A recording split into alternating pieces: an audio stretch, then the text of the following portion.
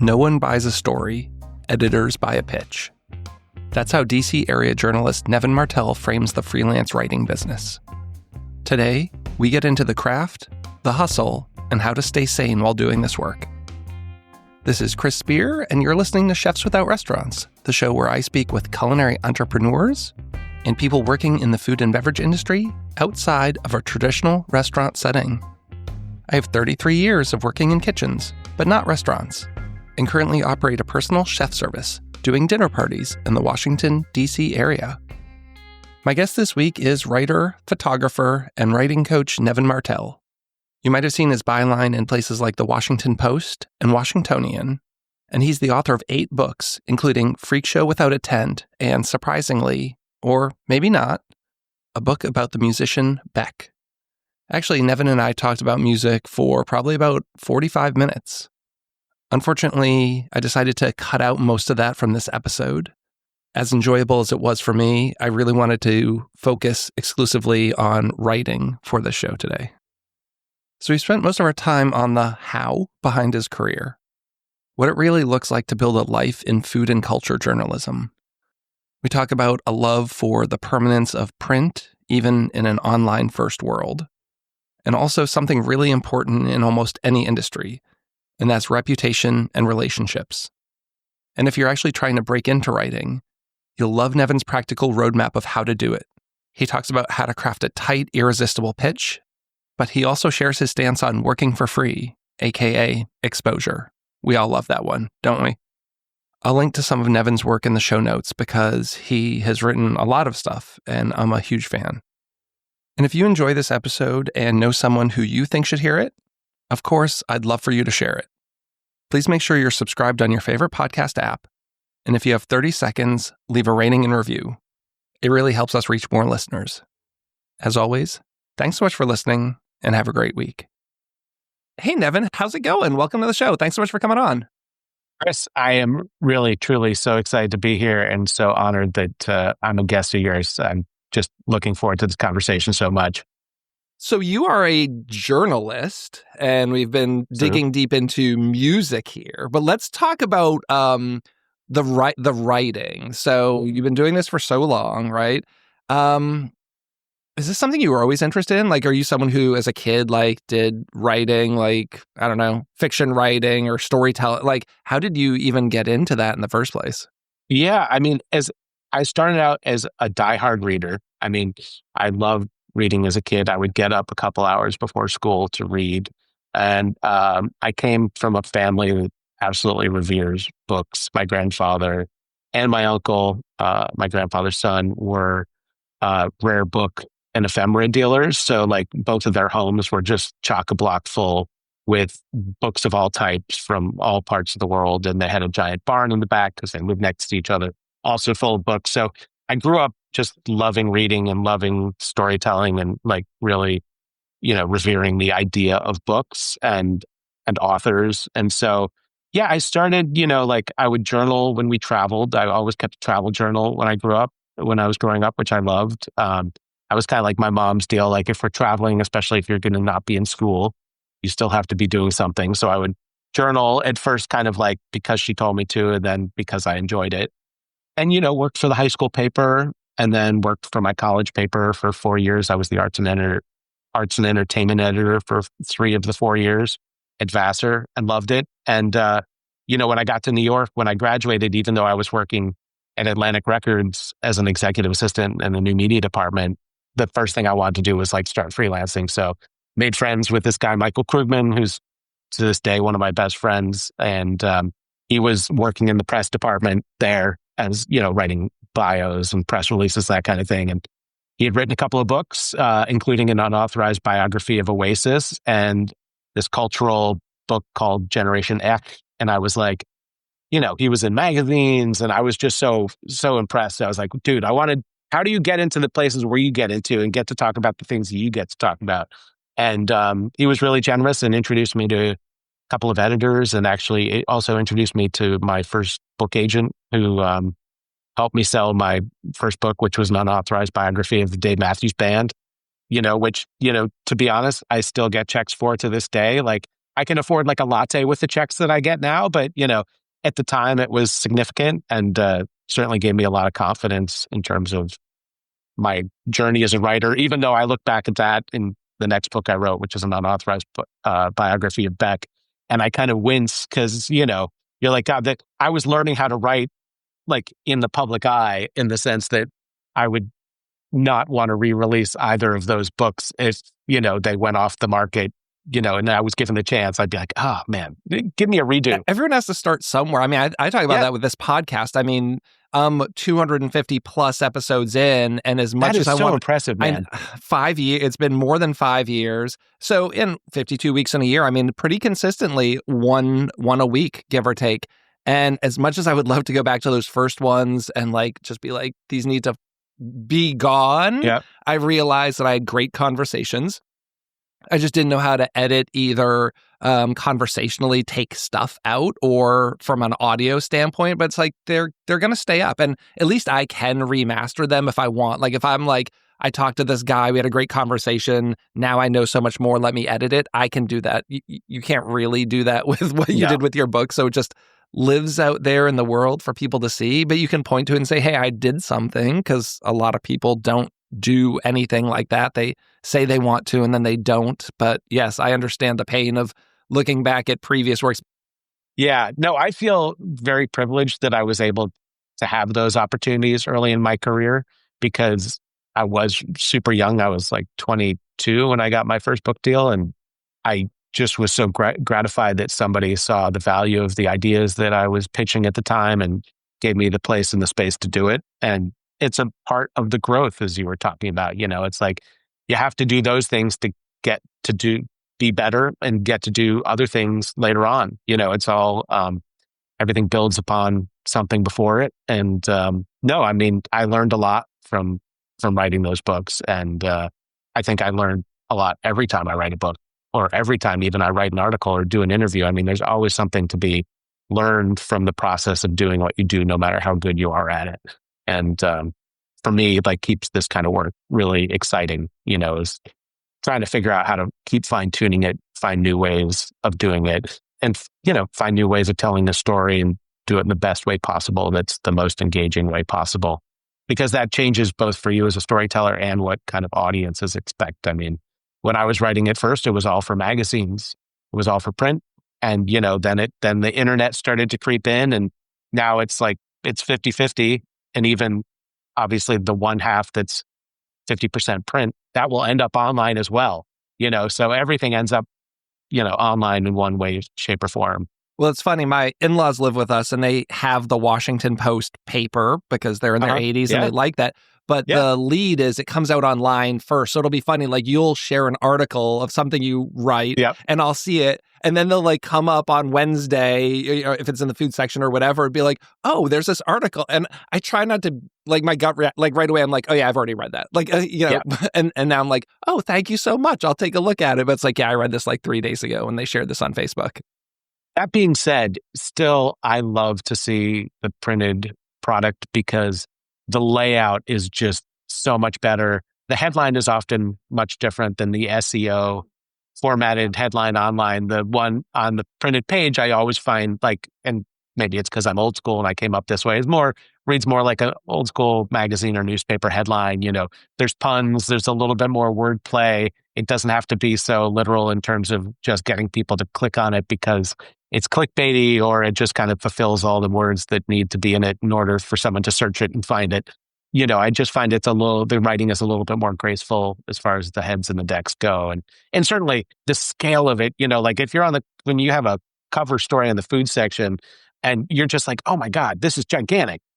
I still have, anytime anyone writes something about me or my business, or I get the opportunity to write, I have a print copy and I have a bin and I have like every magazine, everything. And it's I don't know, it's kind of nerdy, but I love to open this and be like, this was when I was in this magazine. This was when I was in this thing. And having it. And, like DC, like Laura Hayes writes about me in the City paper. I literally drove into DC to like make sure I could like pick up a physical copy of this so that I had, because also so many of these things they're going away offline. Like it's an online article and then, you have it in your bio online and you click on it one day and it's completely gone and there's no record of the thing that you wrote, No, we used to think of the internet as so permanent. We were like, this is a solution. Like it will always live on the internet. And you're like, no, actually a lot of these websites go the way of MySpace, like they just aren't here anymore. And like, even DCist, I haven't checked in a while, but I mean, like they kept it up for at least a year. I don't know if it's offline now, but when websites started to go out of business and offline, I was like, I did what you did. I would start to print out everything that was published online only, just so I'd have a copy, because a lot of work went into it, and who knows if I'll ever look at it again, or my son, or anybody else. But like you, it's nice to have that acknowledgement of the work that you did or the recognition for the work that you got. I don't think it's dorky at all. I think it's wonderful. And I have to say, it's always so gratifying when you walk into a restaurant or even someone's home and you see a framed copy of something that you wrote about them or their business. Because, like so many people walk by it, maybe a tiny fraction of them look at that. Of that tiny fraction, a tiny fraction of that will read the byline of who wrote it. Yeah. But you know that you're kind of playing a role in the experience of that place or that person, and that's really cool, and it's gratifying given how much time and effort goes into the pieces. Yeah, I've put so much of that on my websites because, professional writers can say it better than I can sometimes. You try to articulate what you do or what your business is, but then you sit down with someone for a couple hours and then they write this great thing. And you're like, this needs to be like on my bio page on my website, and I'll credit them and link the article because they did a much better job of describing what it is I do. So it's always appreciated when someone wants to take the time and talk to me about, something I've done. I think that's really cool. No, and I mean, you've done so many cool things. Like, I imagine your clips file is significant. For those who want to get into doing kind of what you do, especially like freelancing, whether it be full-time, part-time, where do you suggest people start? Like if let's say they have some decent writing skills, and we're not talking about like learning writing from the beginning, where do they start? Yeah. So what I would say is, it's a 4-step program. It's social, local, regional, national. So first of all, kind of practice on social media, in terms of writing captions, taking photos.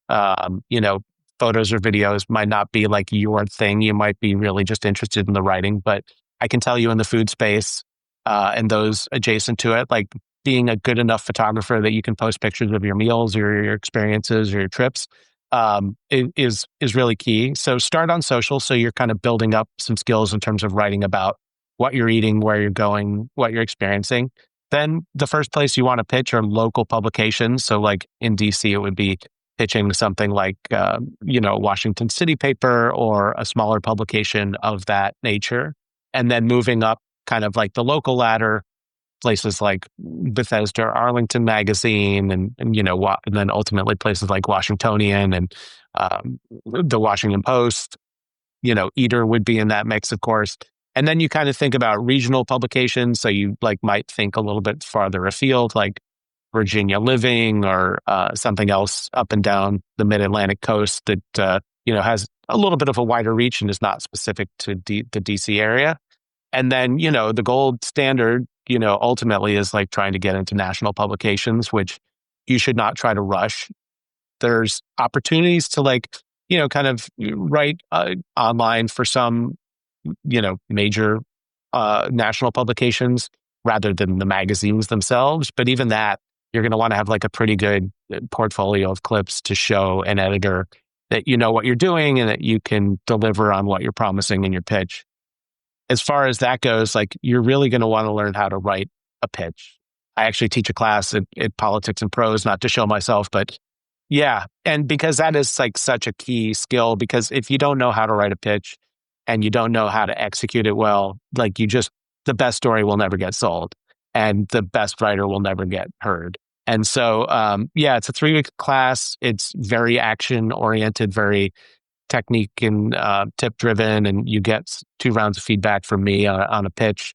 So when you walk away, you'll have one pitch that's like ready to go to send to an editor or editors, and the skills to write others based on what you've learned. And I love those classes because like I actually just had a writing coaching session with a former student of mine, and she had wanted to transition out of a role in radio where she was not writing.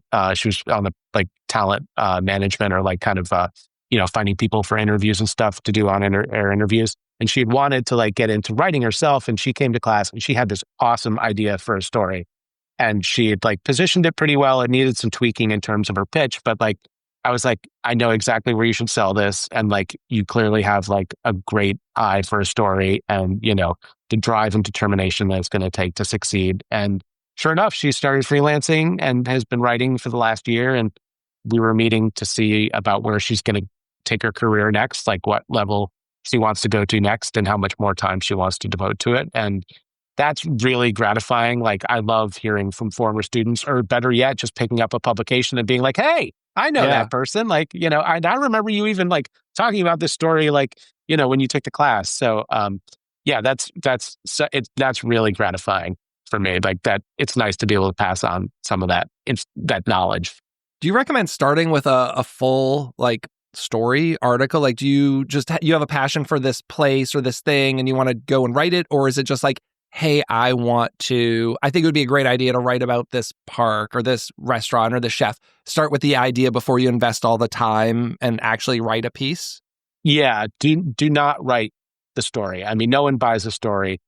Everybody buys a pitch because, there's going to be negotiations like what the format is, what the word count, what the tone is.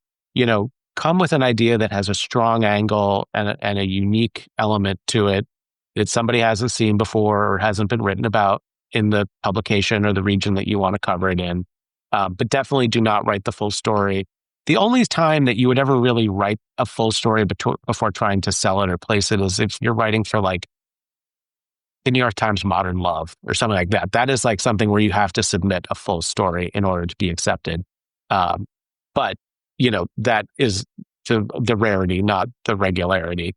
So normally it's just a pitch, and I recommend like nothing more than like a very thick paragraph. That's what you want to keep it to, because editors, they don't have time, they don't have focus. And that's not, I'm not saying that in a disparaging way. I just mean like they get pitched so many stories. You just have to make a great impression with yours very quickly and make them want to buy it. But if you haven't done the research or done the story, like have you ever done a pitch and then you get into writing it and then it goes in a different place than you were expecting? And like, how does that work out once that conversation with an editor? Because I could see that where you think how this story is going to go, and then you dig in and maybe it's even more interesting, but it's like not what you pitched. Yeah, well, that does happen occasionally. I would say that happens more for writers that are working on a masthead at a publication because they just have a little bit more latitude. They'll say like, I want to look at, say, this issue in the restaurant industry, and they get into it and it turns out to be more complex, or maybe it turns out to not be the way they think that it is. And like, then they have to kind of pivot. As a freelancer, like you have to do enough research in advance that you can propose the story, even though you don't have time to do the interviews or anything like that up front. Every once in a while, you'll find that the story changes because of things beyond your control, or because you learn something in the research that makes it go in a different direction. But honestly, as a freelancer who gets paid by the word rather than by the hour, you really want to know what you're pitching when you sell the story, because even though you may have to go down other rabbit holes, like you don't have the luxury of doing that regularly, just because that's time, which means money. And, if you're not writing, you're not getting paid. And so, like sometimes things come up though, like for example, the story I did on the Appalachian couple in Asheville that foraged for wild truffles, I had handed in the story in September of last year. And it was a very straightforward profile about them. And then the hurricane hit and I had to go back and rewrite. It was not about rewriting. It was about kind of inserting and kind of readjusting the narrative. And it went from a 1,200 word piece to a 2,000 word piece, which was great. but it was not the story that I had first written, nor was it the story that I had pitched, in the sense that like it became a story of both discovery but also recovery. And you can't plan for a hurricane. Yeah, that's kind of, for me it's a little different, but with the podcasting, like I know about you and I have an idea of what I want to talk about, but then it could go in this wild direction where like, oh, that's what this is going to be. Like I already have in my head, like almost like what the title of our episode's going to be. And then like you reveal this thing and you pull this thread and you go down this thing. And it's like, I enjoyed it, but like it didn't go anywhere where I thought it was going to go. And, sometimes you have to wrangle it back in a little bit. And then sometimes you're like, I'm going to give it a little leeway to like go off in this direction that might get a little weird. And you mentioned getting paid by the word. So let's talk about pay. Yeah. Do you recommend doing any work for free if you're starting out and nobody's seen your stuff? When you're just starting out, it can be helpful to do a few pieces for free if you're getting great editorial oversight and you're learning in the process and your work is getting in front of the right readers. Generally, as a rule, though, I don't recommend ever working for free. I just philosophically am opposed to the idea of not getting paid for the time, effort, and energy you put into something. In the beginning, if you know that your story is going to get a good edit and it's going to be in a good publication in front of a good audience, sure, write a few stories for free so you have some clips and then say, thank you. Like if you need more, I'm here. Let's talk about what my rate's going to be. And if they say, well, we've really enjoyed you as a free writer, but we don't want to pay you, that's when you take the good clips that you've earned, that you've created, and you go somewhere else that will pay you. Yeah. But it can open doors. And sometimes I feel like maybe that's the way you get your foot in the door. I don't know. We get into this all the time. Like with chefs, it's free food. With photographers, it's like they're, shooting for exposure. Exposure doesn't pay the bills. I know all that. And I've been on both sides. I've done free work that paid off, and I've done free work that didn't lead to anything. And I guess maybe getting better at knowing like what a true opportunity is. My favorite saying about exposure is people die of exposure every day. Why would I open myself up to that? When I started out back in the day, of course I worked for my college paper for free. And there's been a couple of times over the years that I've done like a free thing. And certainly I've worked for publications that pay far less than I feel like I should be paid for the work that I'm doing, or that are just the kinds of publications that don't have the kinds of budgets. But, it's a favor for someone. It's a great audience. Like it's an editor that you want to work with or something like that. But yeah, no, it is, I think it's something to really consider at the beginning of your career. And I think as a writer anyway, as you go forward, you really have to kind of put your foot down, because it's not like a photographer where it's kind of like, hey, I'll shoot this for you and we can both use the images. Like I may be able to license them to somebody. You're going to put them on your website. There's not kind of like, usually if you write something that's very specific and doesn't kind of have that like wider usefulness, I certainly recognize for you as a chef, that's hard. It's like, you do events, and, free food and like other work may come out of that, or like your brand may get exposure. But it is a real question. And I think the other part of it that's hard for writers is that it's a business, yes, but there's just really one thing that's being offered, like you as a chef, there are like multiple ways you can use that skill set to make money. Writers, yes, there are multiple outlets or multiple, types of writing you can do, but at the end of the day, it's just the writing. With chefs, and you it's have just you have a much higher cost because you have the goods cost. Yes. Not that time isn't worth something, but that is where it gets really challenging, because it's like, oh, we need 400 plates for this event, and it's like, well, that's like there's an actual tangible product cost on top of time. But I've done a little writing, and it was I always went to the Star Chefs convention in New York, which is one of my favorite events, and I was paying to go every year. And one year they reached out to me and they said, "Well, you're going to be here anyway. I know you're going to come. Do you want to start writing editorials for us while you're here?" So that's kind of how that started. But like from a relationship standpoint, so Caroline Hatchett was my editor there. She's great to work with.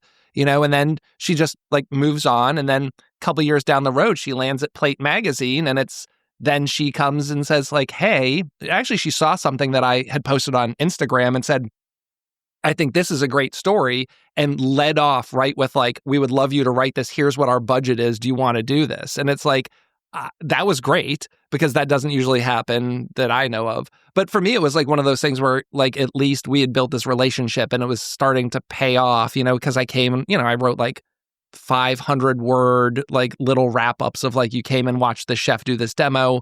Here's what it was. Here's what I learned. And then she edits it up, and it gave me like a little showcase of things where I could say, hey, go to this website. And I have like 9 editorials on there, and it's pretty cool. And that lived on their website for like 5 or 6 years. But it was really nice to kind of see that led to my first paid writing thing, which then I can hold up and take to the next, So I've done a little of this. I don't know that it's something I would go deep into, but it was kind of great that like opened a door for me. Yeah, no. And I have to say, like, you have put a pin right on like a key element, which, is true for every business. But like, I think writers tend to forget it sometimes because, their heads are, in the hole or in the work, which is just relationships. Like, I have some editors that I've worked with across multiple publications, across, multiple decades at this point, and publicists that I've worked with, people, that work in other parts of media that I've worked with for, a long, long time. And it's really gratifying when somebody appreciates your work and enjoys working with you enough that, they want to continue that relationship when they go somewhere else or when they're doing something new and they see the value you could bring to that. I think so much of it's relationships. I mean, almost everyone who's been on this show is from a relationship. Again, like people will say, how did you get so-and-so on your show? It's like, well, I've been in this industry for like 30 years. Like I'm 48 and I started in kitchens at 16, I didn't just like yesterday start this. Like it's been years of, going to the Star Chefs Congress for 10 years in a row and going for 4 days. I'm every year meeting new people, talking to new people, building relationships. I've done a lot of, social media, connecting with people so that I can reach out to one of these people and say, hey, would love to talk to you. So it didn't just miraculously happen. Yes, sometimes people reach out and you're like, oh, that would be really cool. But it's so much of it's come from relationship building and then asking, which I think is, I'm sure you like pitching is hard. I don't think everyone naturally comes by that. Like, okay, I'm confident in this ability or thing I want to do. Now I have to put myself out there, maybe face some rejection and say like, hey, do you want to take a chance on me? Can we do this thing? Because I think that's hard.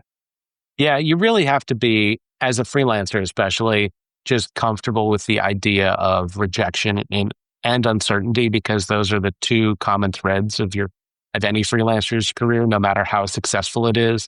You will constantly have to come up with new ideas, and a bunch of them are going to get rejected. Hopefully, as you get better, a smaller and smaller number.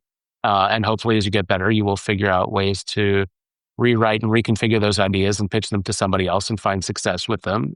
But it's an invariable that, inevitable that you'll come up with ideas that you believe in and think are perfect for an editor or a publication. And, you'll just be greeted with rejection, or you'll try to be creating a new relationship with an editor or publication and spend a lot of time like kind of coming up with the perfect pitches and the perfect email and just never hear anything. And, just dead silence. And that's a tough one because you did put so much time in it. Like a simple, like, no, thank you, it's not for us, or like whatever would be great. But it's just kind of the way that it works, just because of the lack of time and there's just not enough time in the day for most editors, if not all. And then the other thing is uncertainty, in the sense that, the media landscape shifts so much, so frequently, in terms of things closing, a few things opening, people moving, downsizing, different initiatives or directives on an editorial side. It can be hard to keep up with that. But, I think the other thing that, really drives it, along with relationships, and I'm sure you found this too, is reputation. It's a relatively small world, whether you're talking about cooking or writing, food media in general. It seems pretty big to start, but it's pretty small in the end of the day. And, what you've done and what you do and how you speak and how you conduct yourself gets noticed, gets commented on, and being a good citizen and of that world and being good at what you do is really important, because people can say no. People can not pick up the phone or not answer an email or not choose to be a part of something if they don't want to, if they don't feel like they or their work is going to be represented properly, or they just don't think it's going to be good, or they just don't like you for whatever reason. So, I mean, I put relationships and reputation at the top of the list of the things that like I strive to, maintain high quality at all times, and don't ever give yourself a break on those fronts. What do you think is the single, if you had to boil it down to the single biggest either challenge or skill, like if someone really has time to put into this as a career, like is there a skill they should be sharpening? Is it the pitching, or like just making the likelihood of them being successful in this industry? Like where do they start?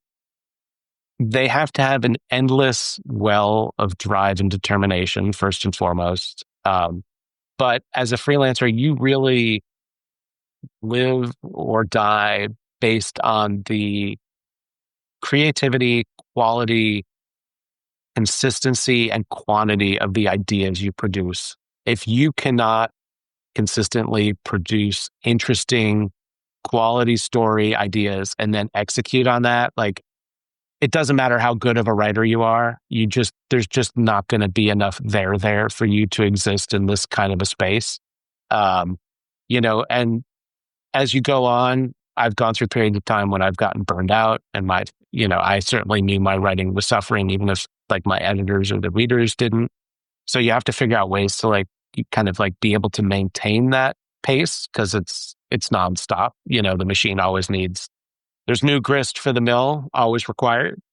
So you really have to like kind of go back to that drive and determination. And you also have to give yourself a break in the sense that like you have to get smart about it, in the sense that like if you have a good idea, never let it go. Like it's taken me years sometimes to sell a good idea, but then I'll finally find a home for it. And like all the time that I spent writing, like having the experience of doing the thing and doing the research and writing the pitch, sure, I may have to rewrite the pitch to make it right for the editor I finally sell it to, but like it'll be gratifying to know that I finally found a home for what I knew was a good idea all along. And also the idea that like, you can take an idea and you can sell it first to a local publication and then sell a different version of it to a national publication. Or you can write the same story several times over the course of your career, maybe more than several times. Like there will always be a space in the world for where to eat al fresco this spring and boozy hot chocolates this holiday season. Now, those are not stories that I like writing at this point in my career. Yeah. But they pay the bills sometimes, but they can pay the bills. Yeah. And, those are service stories that are valuable for readers. And, and editors love writers that have institutional knowledge that can produce those kinds of things and make quality recommendations to their readers. So that is a value that you bring to the equation. And then you have to figure out ways to push yourself to make that work exciting to you, even though you've done it before. And like cooking, and especially like personal chefing like I do, there's also a very big difference between doing this full time and like you need to make this money versus like side hustling. Like me, I don't get paid as a writer, but it might be fun for me to write. And if I sell one story a year or one a quarter, one a month, cool, that's extra money. But like when you've quit your job and your family finances rely on you earning that's a very different scenario. And then I imagine your writing could maybe change because you're maybe doing more of those boozy hot chocolate articles that don't sustain your soul, but they pay the bills. I have a friend who says he does pretty well on like Fiverr and Upwork and those kind of things, like writing for blogs. He says it's not the most exciting stuff, but like someone needs like a, 1,000-word article for their website, and like his name isn't attached to it. It's not like anything that he is going to win a Pulitzer for, but it's like it pays the bills because he just had to bang out this article on the best cookware for the holiday season or something like that, Yeah. No, I mean, you really have to find balance in between the work that you love and the work that pays well. And, hopefully the more you go on in your career, those two lines will come together and most of the work you love will be well paying. And, but that's not always the case. And like, I also like to mix it up. I teach classes, I work as a writing coach, I co-produce New Kitchens on the Block with Al. I try to do other things that not only keep me excited intellectually, but keep me engaged in my work in different ways, interacting with a lot of the same people, the same communities, but just in different ways. And they do offer, alternate income streams. So there's like extra legs on the chair, so to speak. So it's not just writing.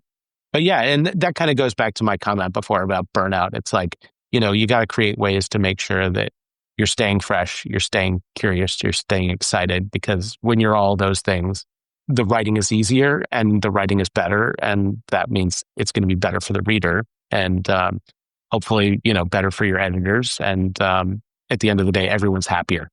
And I like being happy. We all do. Yeah. Yeah, for sure. I see food and travel, definitely related, definitely culture in there. You've done some writing on parenting. What was that like for you? Because that's a little different shift. And I guess one of the things is that harder because you're writing from a more personal standpoint? To me, it would be vulnerable. Like I could sit and talk to you all day about food and cooking and culture. But then if I wanted to talk about, the challenges of my son and his ADHD, that's a very personal, and then thinking about like, how much do I want to talk about my family life and that. So what was that like for you? Yeah. I had never considered doing any kind of parenting writing, but an agent I was working with at the time said, look, this was like, my son was born in 2013. And the agent was like, look, there's a lot of quote unquote mommy bloggers out there, but there's not a lot of quote unquote daddy bloggers. And so I think that you could carve out a bit of a niche for yourself as a father, talking openly about parenting. And our son is biracial, and I'm married to a Black woman from Ghana. And he was like, this is like also something that's becoming more and more prevalent, but not really discussed a lot, especially in parenting circles. And so you might have an interesting perspective or interesting insights for people that are either trying to understand those experiences better or are looking for solidarity or insights because they're going through it themselves as well.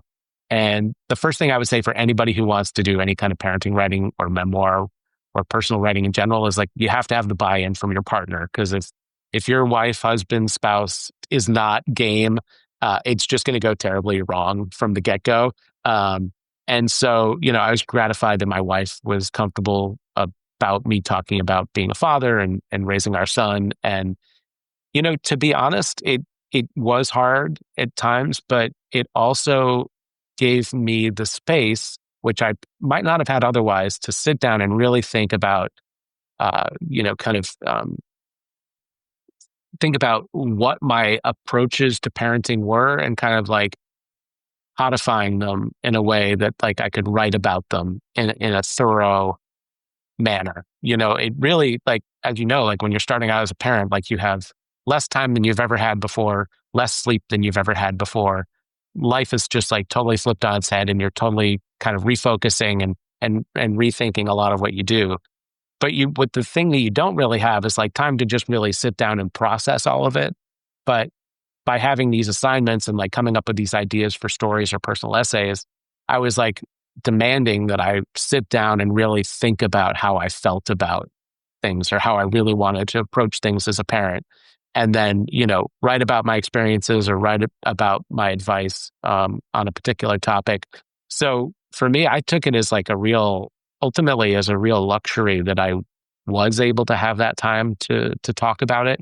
But more importantly, to think about it for myself and to think about it for my family. I think parenting writing made me a better dad because I really had to think about it. And, I knew I wanted to be thoughtful as a father, but knowing you want to be thoughtful and making the space to think about how you want to be thoughtful and then executing that can be very hard, when you're coming up as a parent. And so I saw the trade-off, the quote, like the vulnerability of it was like, it actually, that didn't frighten me that much. And also I knew that like, if I could talk about it, because I didn't see a lot of other men talking about it, especially parenthood and some of the issues that I was talking about.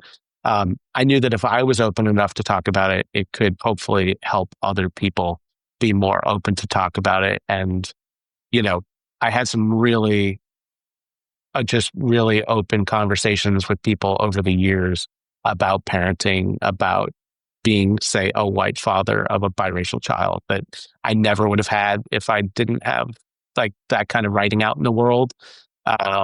And, which also then spurred like further conversations within me and further like, introspection about the dad that I wanted to be and the dad that I was. So, I actually thought of that. That to this day remains like the writing that I got the most email about or the most feedback about. And so I'm really glad that I did it. But as my son got older, it's harder to write about a son that can go to a website and look at what you've written. And my last big piece was like right before the pandemic. I wrote a piece on learning how to style my son's hair, which was like, as a white guy who has just like you don't have the same hair. The two of you do not have the same hair. So it was like a real challenge. And but I was glad that I learned how to do it, not because of the piece, but because it brought my son and I closer. But that was like the last real piece that I kind of wrote as a parenting essayist. And I'm really proud of that one, and have had a lot of interesting conversations because of it. And people might not even be comfortable telling you how that affected them, but just knowing that that's the kind of writing that connects. Because I wrote about being fired one time, and I had a lot of shame with that. And it was something that I published and then unpublished really quickly, and then did again. And at this point, it was like, Jesus, I think probably 10 years ago when I was on my website, and I literally talked to someone this summer who I've known for like 15 years. And she finally said to me, when you published that, you shared it on your Facebook. And she said, like, that connected with me because I had gone through that and I was carrying this thing that I, in my mind, only I could relate to. But it was just interesting that I've known her for like 15 years and like she felt deeply about this thing I wrote, but never even told me about it, and it was that thing that I was probably the most scared to probably publish. And, I've heard the saying, like, if you're scared of publishing it, that's the thing you should publish the most, right? Because that's the good stuff in there, but it's really hard to do that. So just knowing that I sometimes veer off of the, here's a new recipe for pimento cheese or whatever, but really which we need more of. We need more of. I have 100 versions of that. I do one with giardiniera. I do one with kimchi. The giardiniera one's my favorite one now because most of, like a good one has roasted pepper in it. Yeah. So just, and maybe beef it up with a little more extra red pepper in there. But then, it's kind of weird to put cauliflower in pimento cheese, but it does its thing. Yeah. That's one of my hangry. That's one of my specialties right now. So it's on my menu. And pretty good feedback. Still serve it with Ritz crackers though, because that's a traditional. Well, you and I are in the DC area, and not to dig ourselves in the weeds, just on the surface or however deep you want to get. What does that mean for you and people writing? Like, you've obviously been through a number of administrations. Does that change content of your writing, the style of your writing, where you publish? Like, what does that mean for people who are writers? I mean, for me, it means trying to maintain my sanity and mental well-being by not getting sucked into the news and not getting sucked into the dread and the despair and the darkness, because that affects my productivity and that affects the quality of my work. I did find that during the first Trump administration, like, I was very distracted. It was hard to focus. It took a lot away from the amount of work I was able to produce and the quality of the work that I did produce at times. So I don't want to make that mistake again. So I'm like limiting the amount of news that I consume now, which has been good, but it's hard I don't want to completely avoid it. I wouldn't say that it changes where I write. I did write some pieces during the first administration that, were reflective of what was happening because of what the administration was doing. And, I assume that will be the case this time around. There will probably be some pieces that I do that comment on it, directly, and others that are kind of indirect. And the administration and the actions they take will invariably influence restaurants and the hospitality world, whether that's, the moves that they're making in terms of immigration, or, there's been talk about, eliminating taxes on tips, and there's tariffs and food costs going up, and food costs going up, and, the rent the rent is too damn high. And, there's a lot of things that are going to happen that are going to have profound effects on the restaurant industry, specifically in this region.